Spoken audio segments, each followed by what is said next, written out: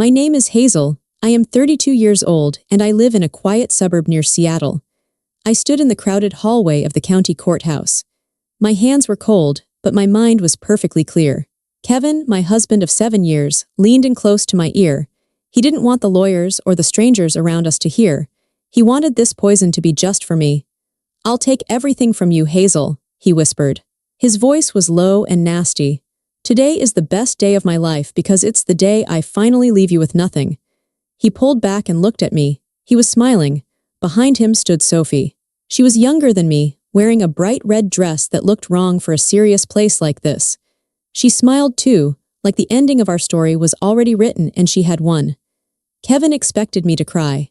He expected me to beg him for mercy or scream at him in front of everyone. That is what he thought I would do. But I didn't say a word. I just looked at him. Kevin thought my silence was fear. He didn't know that I had been preparing for this moment for 6 months. He didn't know about the thick folder in my bag. He thought he was the hunter, but he had no idea he was actually the prey. But before I tell you how everything flipped, like and subscribe, drop a comment. Where are you watching from? My name is Hazel. I am 32 years old. Kevin pulled away from my ear. He stood up straight and adjusted his expensive suit jacket. He bought that suit 3 months ago. He told me it was an investment for a big client meeting. I knew now that the client was Sophie. He looked down at me. I was sitting on a hard wooden bench outside the courtroom doors. I felt small. I have always been a small woman, but Kevin knew how to make me feel invisible. "Cat got your tongue, Hazel?" he asked. He said it loud enough for the people nearby to hear. He wanted an audience. He wanted everyone to see him as the strong, confident man leaving his weak wife. I looked up at him. His face was handsome, the same face I fell in love with 8 years ago, but his eyes were hard. There was no kindness left in them for me. I didn't answer his question. I just folded my hands in my lap. My knuckles were white, but my face was calm. I practiced this face in the bathroom mirror this morning. I told myself, do not let him see you shake. Do not let him see the crack in your heart. Kevin laughed. It was a short, cruel sound. "Look at her," he said to Sophie, who was standing just behind his shoulder. "She's terrified. She knows she's done for." Sophie giggled. It was a light, airy sound that didn't belong in this heavy hallway. She looked at me like I was something sad by the side of the road. A piece of trash someone dropped. "Don't be too mean, Kevin," Sophie said. Her voice was fake sweet. "It's a hard day for her." She didn't mean it. She just wanted to sound nice for the lawyers walking by. I saw the smirk she gave me when Kevin wasn't looking. She was wearing a gold bracelet. I recognized it instantly. It was the first piece of evidence I had found. Seeing it on her wrist made my stomach turn over. It felt like a physical punch, but I didn't react. I breathed in slow. I breathed out slow. Kevin's lawyer arrived. He was a loud man with a shiny briefcase. He shook Kevin's hand vigorously. "Ready to wrap this up, Kevin?" the lawyer asked. "More than ready," Kevin said. He clapped his lawyer on the back. "Let's get in there and finish it. Hazel is ready to sign whatever we put in front of her. Aren't you, honey?" He used the pet name like a weapon. He was trying to bait me. He wanted me to snap. He wanted me to cause a scene so he could point his finger and say, "See, she's crazy. She's emotional." I remained silent. I kept my eyes focused on the scuffed floor tiles. My silence began to bother him. I could feel it. He stopped laughing. He started shifting his weight from one foot to the other. He checked his watch 3 times in 1 minute. Kevin was used to me trying to fix things. Throughout our marriage, if he was mad, I would apologize. If he was worried, I would comfort him. If he was yelling, I would try to calm him down. I was always the one reacting to his moods. Now I wasn't reacting at all. I was a stone wall. He leaned down again, his voice a tight hiss. "Say something, damn it. Stop looking like a kicked puppy, it's pathetic." I lifted my chin and met his eyes. I didn't blink. I didn't frown. I just looked at him with total emptiness. "We are due in court, Kevin," I said. My voice was soft, but it was steady. It didn't shake. That was all I said. He blinked. He looked confused. He expected fear, and I gave him nothing. "Yeah, we are," he muttered. He straightened up, but some of the swagger was gone from his shoulders. He looked back at Sophie, almost like he needed reassurance. She gave him a quick, tight smile, but she looked uneasy too. They didn't understand what was happening. They thought my silence was weakness. They thought I was frozen with terror because they were about to take my home, my savings, and my future. They were wrong. My silence wasn't fear, it was focus. I was holding all the noise inside me. The anger, the hurt, the betrayal, it was all screaming inside my chest. But I wouldn't let it out. Not here, not in front of him. He needed my reaction to feel powerful. By giving him silence, I was taking his power away before we even stepped into the courtroom. He just didn't realize it yet. The bailiff opened the heavy oak doors. "All parties for Bennett versus Bennett," he called out. Kevin took a deep breath and puffed out his chest. He grabbed Sophie's hand for a second, then let go as they walked toward the door. He looked back at me one last time with a sneer. I stood up slowly. I picked up my large tote bag. It was heavy with paper. It contained the truth about our marriage. I walked behind them. I was alone. I felt an overwhelming sadness wash over me, a wave so big I thought I might drown in it right there in the hallway. This was the end of the life I thought I was building. But then I felt the weight of the bag in my hand. The evidence, the proof. I wasn't just a victim walking to the slaughter. I had a weapon of my own. I took another deep breath, pushed the sadness down into my stomach, and followed my husband into the room where I was going to end his lies. To understand why Kevin thought he could crush me, you have to understand who I was in our marriage. I have never been the loudest person in the room. Even as a child, I was the quiet one in the corner, reading a book or organizing my toys in neat rows. I didn't need to be the center of attention. I liked order. I liked things to make sense. When I met Kevin, he was everything I wasn't. He was loud, funny, and full of big energy. He walked into a party and everyone looked at him. He could charm anyone. He charmed me right away. I thought we were a good balance. He provided the excitement and I provided the foundation. In the beginning, he appreciated it. He called me his rock. He said he would be lost without me keeping his life together. And he was right, he would have been lost. Kevin was terrible with details. He forgot bill due dates. He double-booked appointments. He spent money without thinking about tomorrow. I took over everything. I was happy to do it. I thought that's what a good wife did. I wanted to support him so he could focus on his career in sales. Every Sunday night, I sat at the kitchen table with my laptop and a calculator. I paid the mortgage. I paid the electric bill, the car payments, the insurance. I balanced our checking account down to the last penny. I created spreadsheets for our savings goals. We wanted to buy a bigger house one day. We talked about having children. I tracked every dollar we put aside for those dreams. Kevin never saw the spreadsheets. He never asked about the bank accounts unless he wanted to buy something big. "Hey Hayes," he would say, using his nickname for me. "Can we afford this trip to Vegas with the guys?" I would look at the budget. I would move things around. I would sacrifice something I wanted, a new winter coat, a weekend getaway for just the two of us, so I could say yes to him. "Yes, Kevin, we can afford it." He would kiss my cheek and say, "You're the best, babe." Then he would go pack his bag and leave me home alone for the weekend. Over the years, the appreciation stopped. My work became invisible to him. He expected the bills to be paid. He expected clean clothes in the closet and food in the fridge. He expected his life to run smoothly without him having to lift a finger. He started to see my quiet nature not as strength, but as dullness. "You need to loosen up, Hazel," he would say when I wanted to stay in on a Friday night after a long week of work. I had a job too as a database manager for a logistics company. My job was demanding, I was tired. "You're always so serious," he said. "It's boring." That word hurt more than anything. Boring. I wasn't boring. I was responsible. I was keeping a roof over our heads while he was out networking at bars until 2 in the morning. He saw himself as the great provider because his paycheck was bigger than mine. He liked to brag about his commissions. "I had a killer month, Hazel," he would say, throwing his suit jacket on the chair I had just tidied. "Dinner is on me tonight. Let's go somewhere expensive." He didn't know that his killer month barely covered the credit card debt he had racked up the month before on golf outings and fancy lunches. I moved money from savings to cover his spending so he wouldn't feel embarrassed. I protected his ego. I made myself smaller so he could feel bigger. He mistook my competence for simple helpfulness. He thought anyone could do what I did. He thought I was just his assistant at home, someone to handle the boring stuff while he lived the real life. He forgot that I was the one who knew where every dollar went. He forgot that I had the passwords to everything. He forgot that my quiet brain was like a steel trap, remembering dates, numbers, and promises. He saw a mouse. He didn't see the person holding the keys to his entire existence. When he decided to leave me for Sophie, someone louder, shinier, and less boring, he thought I would just fade away. He thought he could tell his lawyer to give me the minimum, and I would accept it because I was too weak to fight. He thought the person who built the foundation of his life wouldn't know how to tear it down.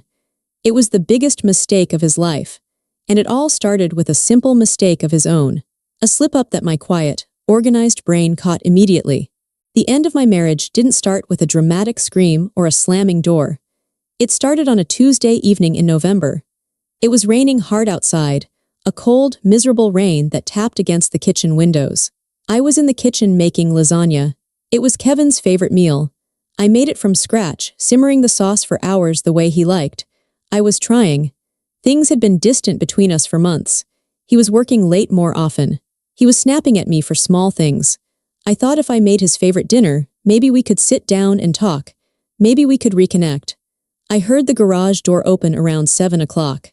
I felt that familiar little jump in my stomach, part hope, part anxiety. Which Kevin was walking through the door tonight? The charming husband or the cold stranger? He came in through the mudroom door. He was shaking rain off his expensive wool coat. "Hey," he said. He didn't look at me. He seemed distracted, buzzing with a strange energy. He wasn't angry, which was a relief, but he wasn't warm either. He seemed like his mind was somewhere else entirely. "Hi, honey," I said. "Dinner is almost ready, it's lasagna." "Oh, sounds good," he said, but he was already walking out of the kitchen toward the stairs. "I need to shower first. I feel gross from the travel." He had been away for 3 days on a business trip to Chicago. At least, that's what he told me. "Okay, don't take too long," I called after him. I turned off the oven. I walked into the mudroom where he had hung his coat. The coat was soaking wet. I knew if it dried like that, it would smell musty. I took the coat off the hook to hang it over a chair near the radiator so it would dry properly. That's who I was, always taking care of the little things for him. As I moved the coat, I felt something stiff in the inside pocket. It was a piece of paper. I didn't think anything of it. Kevin was always shoving receipts in his pockets and forgetting them. Part of my routine was emptying his pockets before I took things to the dry cleaner so he wouldn't lose anything important.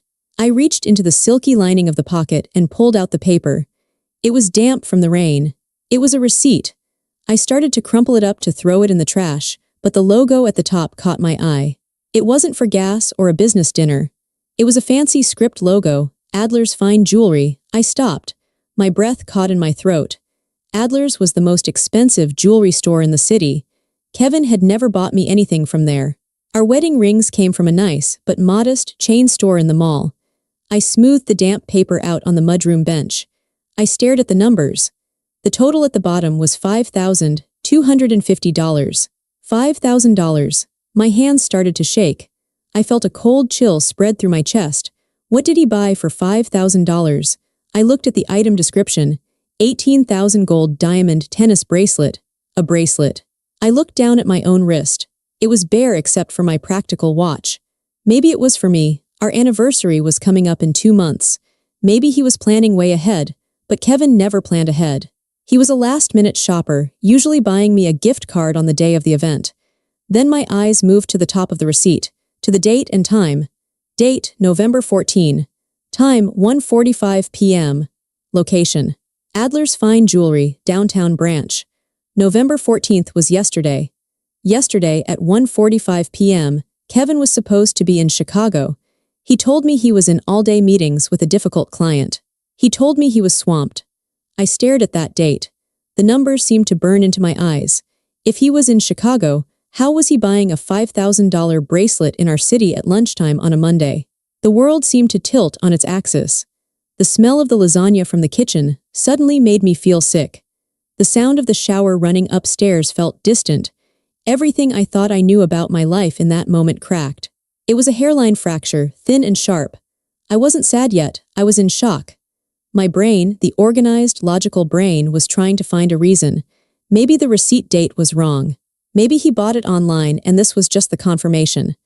But I knew, deep down in the pit of my stomach, I knew, he wasn't in Chicago, he was here, and he was buying diamond jewelry that wasn't for me.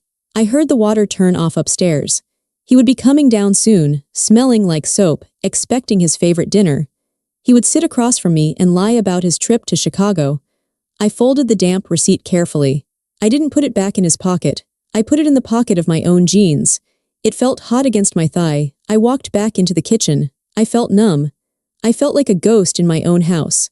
I served the lasagna. I sat down opposite my husband. "How were the meetings in Chicago?" I asked. My voice sounded normal. It amazed me that my voice could sound normal when my world was falling apart. He took a big bite of lasagna. "Grueling," he said with a sigh. "Those guys are tough. We were stuck in a conference room for 10 hours yesterday. I barely saw the light of day." He looked me right in the eyes when he said it. He lied so easily. It was terrifying. I looked at him, really looked at him. I saw the man I loved, and I saw a stranger who could betray me without blinking. That receipt in my pocket was the first crack. And now that I knew it was there, I knew the whole foundation was about to crumble. Dinner was agony. Every word Kevin said felt like another lie piling up on the table between us. I pushed my food around my plate, my stomach twisted into knots. "You're not hungry?" he asked, shoveling a second helping onto his plate. "Just tired," I said quietly. He didn't press it. He didn't really care.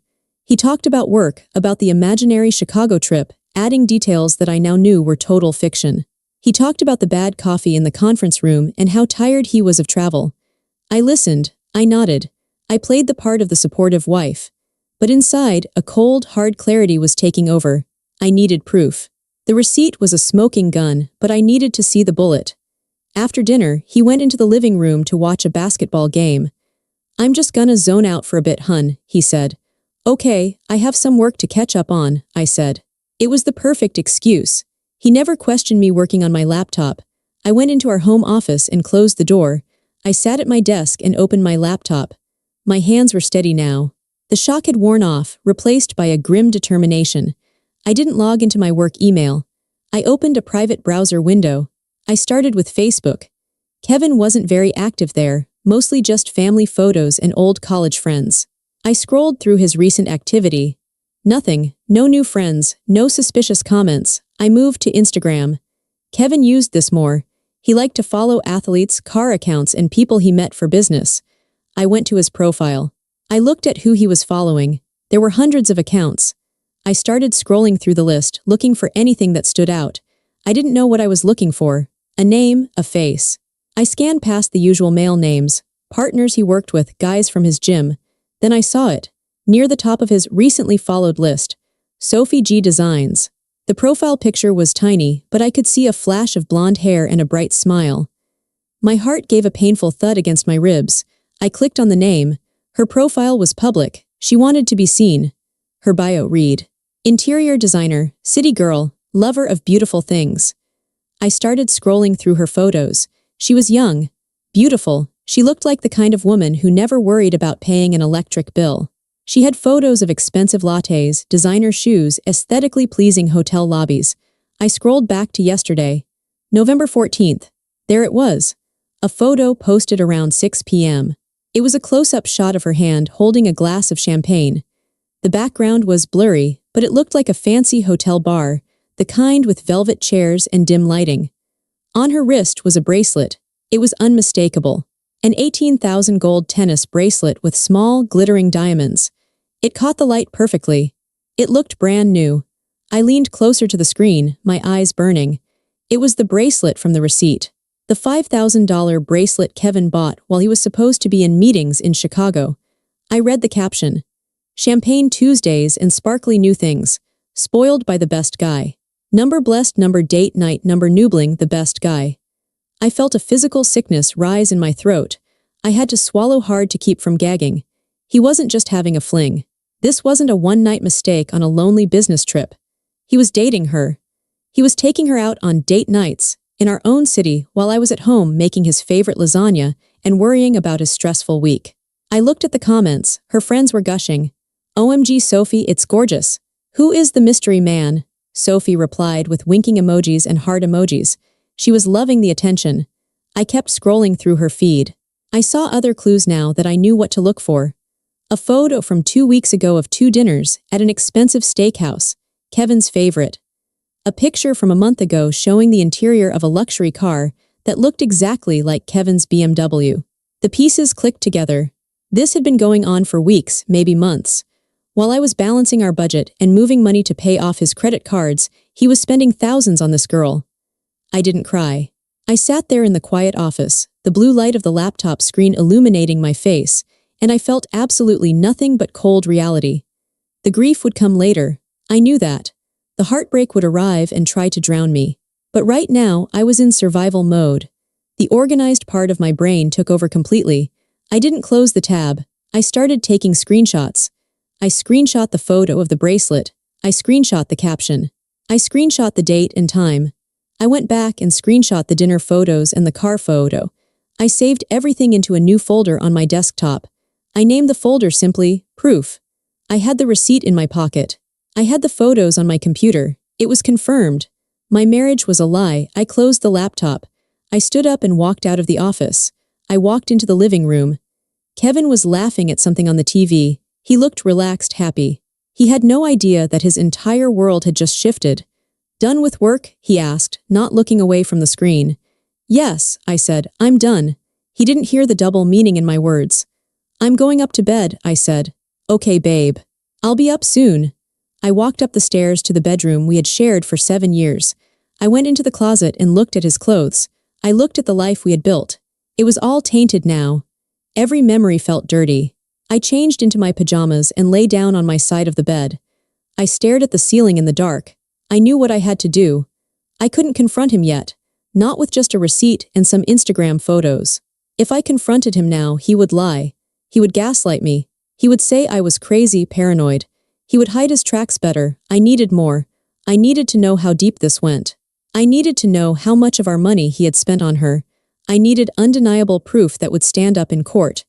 Kevin thought I was weak. He thought I was stupid. He was about to find out just how dangerous a quiet, organized woman could be. I closed my eyes, but I didn't sleep.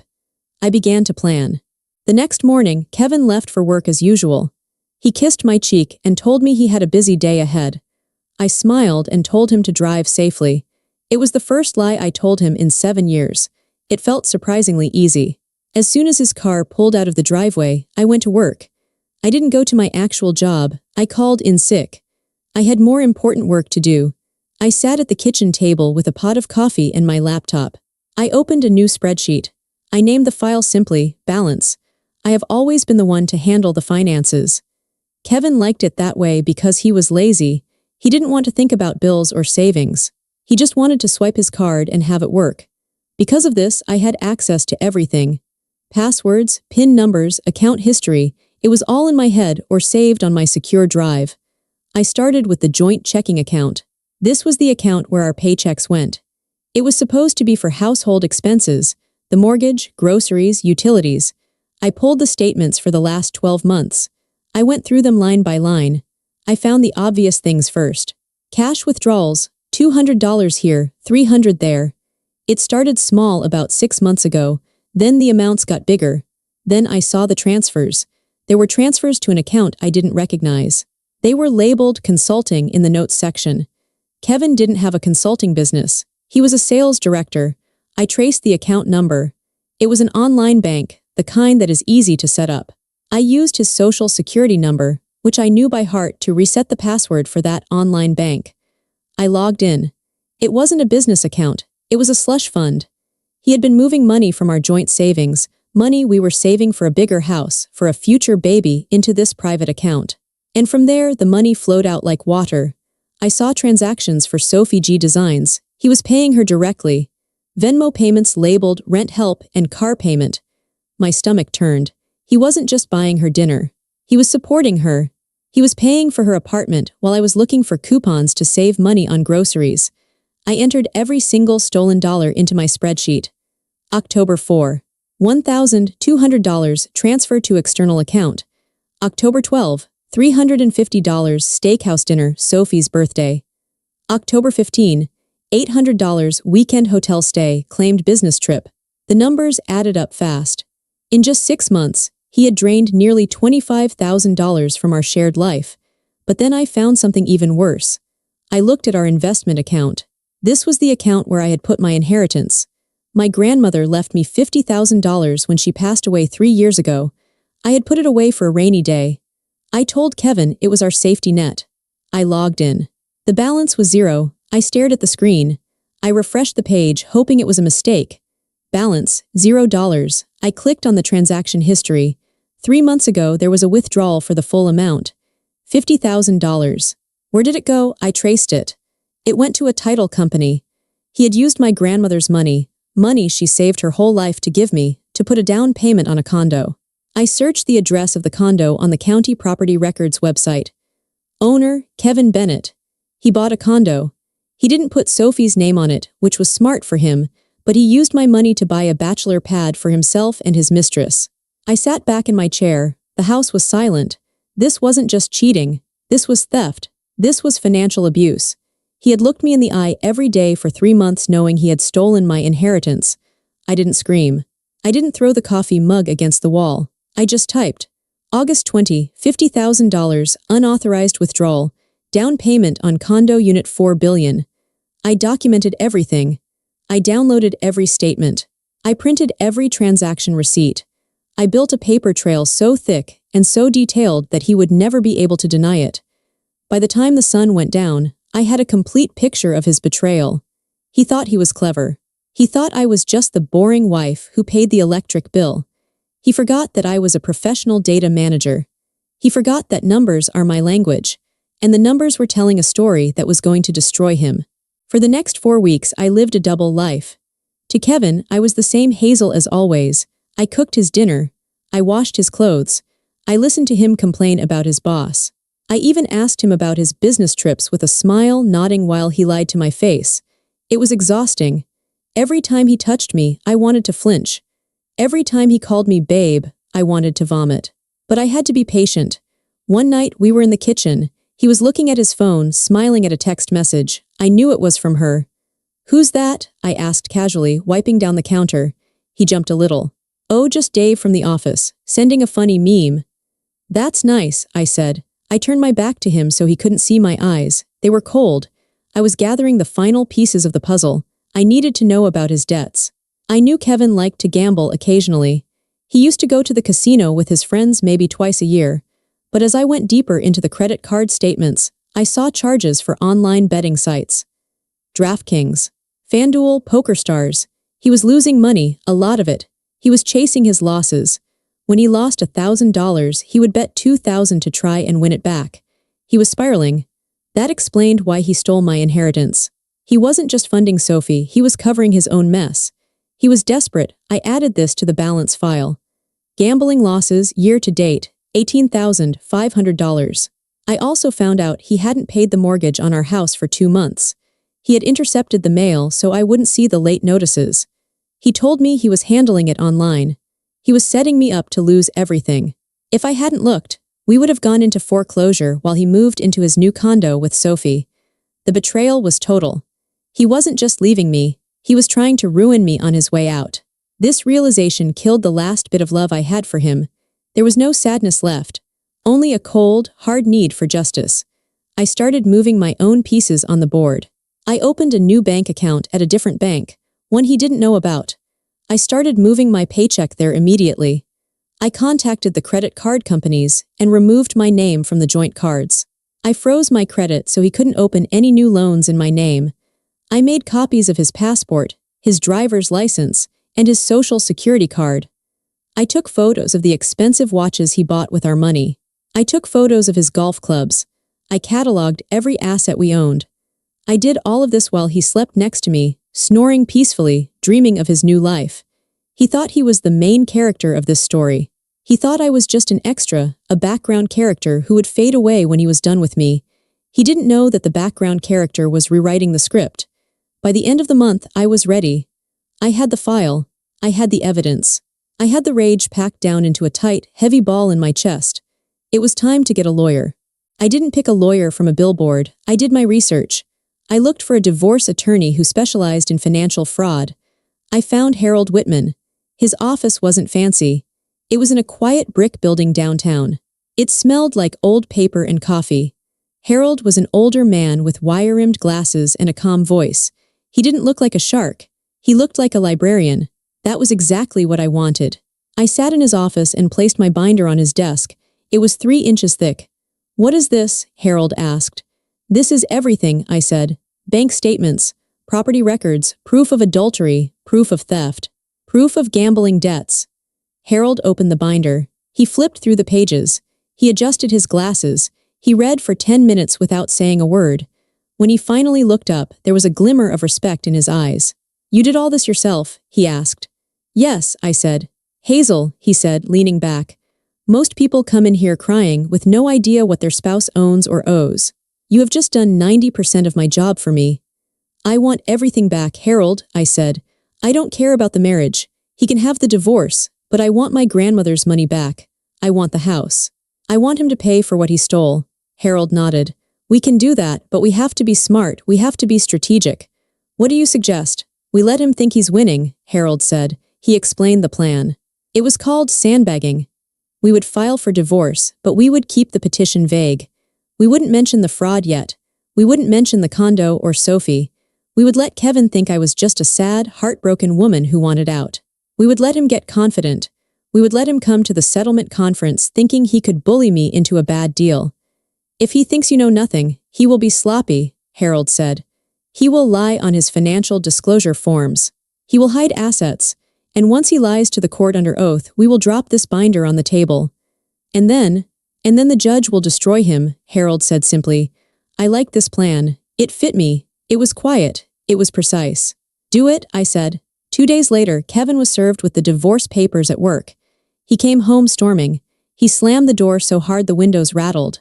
"What is this, Hazel?" he screamed, waving the papers in my face. I was sitting on the couch, reading a book. I marked my page carefully before looking up. "It's a divorce, Kevin. I know about Sophie." I kept it simple. I didn't mention the money. I didn't mention the condo. He stopped yelling. He looked surprised, then relieved. He let out a laugh. "Oh, well, that makes this easier."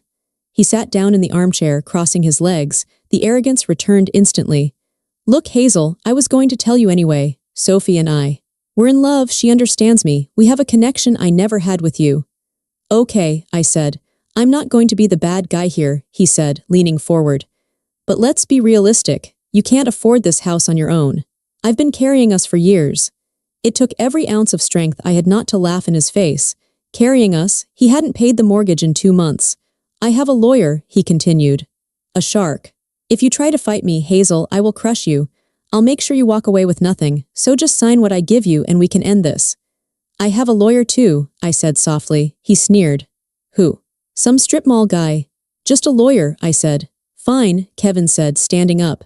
"Do it the hard way, but don't come crying to me when you're living in a studio apartment." He went upstairs to pack a bag. He moved out that night. He moved straight into the condo bought with my grandmother's money. I locked the door behind him. I slid the deadbolt into place. The game was on. The day of the final hearing arrived. This brings us back to the moment in the hallway, Kevin whispering in my ear, Sophie in her red dress, the promise that he would take everything. We walked into the courtroom. It was quiet and cold. The judge, a stern woman named Judge Reynolds, sat high up on the bench. Kevin's lawyer, the loud man with the shiny briefcase, stood up first. "Your Honor," he boomed. "My client, Mr. Bennett, has been the sole provider for this marriage. He is requesting the sale of the marital home. He is generous enough to offer Mrs. Bennett a small settlement, but we deny any request for alimony. The marriage has simply run its course." Kevin sat there nodding, looking smug. He had submitted his financial disclosure form. On it, he listed his assets. He listed the house. He listed the car. He did not list the condo. He did not list the online bank account. He did not list the gambling debts. He had lied under oath, just like Harold said he would. Judge Reynolds looked at Harold. "Mr. Whitman, does your client agree to these terms?" Harold stood up slowly. He adjusted his glasses. "No, Your Honor." "We do not." Kevin rolled his eyes. Sophie sighed loudly from the gallery. "We believe Mr. Bennett's financial disclosure is incomplete," Harold said politely. "Incomplete?" Kevin's lawyer scoffed. "My client has been fully transparent." "If I may," Harold said. He picked up the heavy binder. He walked to the front of the room. He handed one copy to the judge and one copy to Kevin's lawyer. "Exhibit A," Harold said. "Bank records showing the transfer of $50,000 of Mrs. Bennett's separate inheritance money into an account solely controlled by Mr. Bennett." Kevin froze. He stopped slouching. He sat up very straight. "Exhibit B," Harold continued. "Property records for a condominium at 400 River Street, purchased in Mr. Bennett's name using those stolen funds. This asset was not disclosed on his financial affidavit. The room went silent. The judge flipped through the pages. Her face grew dark. Exhibit C, Harold said, his voice getting a little harder. Credit card statements showing over $20,000 spent on luxury items, travel, and payments to a Miss Sophie Grier. Harold gestured to Sophie in the back row. Everyone turned to look at her. She shrank down in her seat, her face turning bright red. And finally, Exhibit D, Harold said. Records of $18,000 in gambling losses funded by marital assets. Kevin was pale now. He looked like he was going to be sick. He looked at his lawyer, but his lawyer was reading the binder with a look of horror.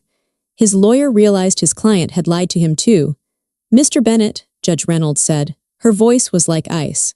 Is this true? Kevin stammered. I can explain. I was going to pay it back.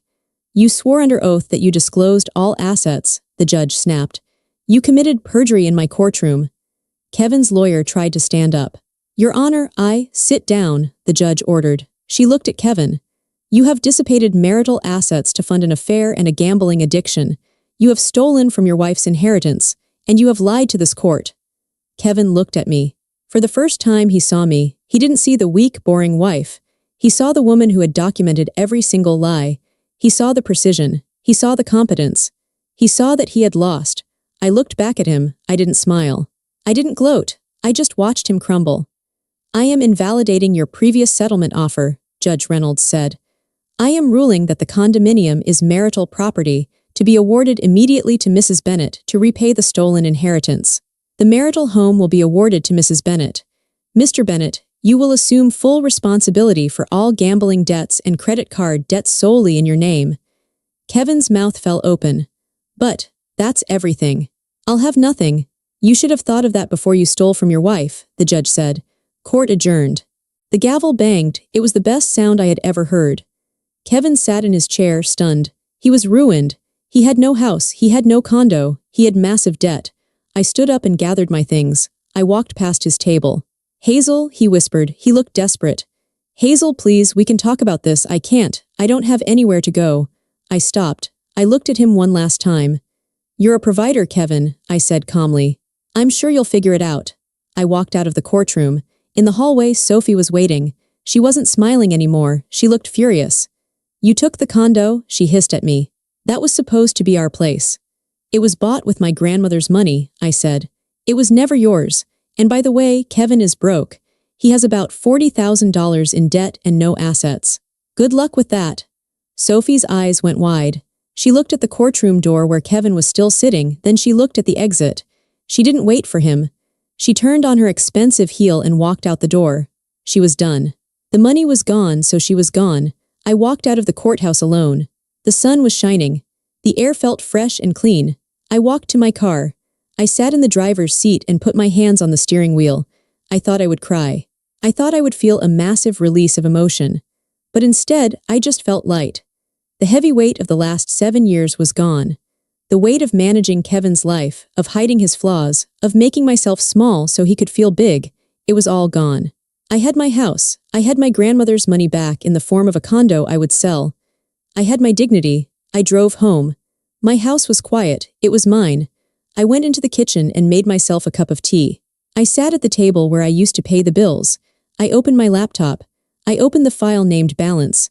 I looked at the final column. It showed a positive net worth. It showed freedom. I closed the file and dragged it to the trash bin. I emptied the trash. I didn't need to track the lies anymore. The account was settled. I took a sip of tea and looked out the window at the garden. I had been neglected for a long time, just like the weeds in the backyard. But now I had time. I had resources. I could grow whatever I wanted. Kevin wanted to take everything from me. In the end, he only took the burden of being his wife. And he gave me back myself. That was the best trade I could have ever made. Thank you for reading my story. If you've ever had to be the strong one in silence, or if you believe that the truth always comes out in the end, please like this video and subscribe. Tell me in the comments, do you think Kevin deserved what he got? I'd love to hear your thoughts. Stay strong.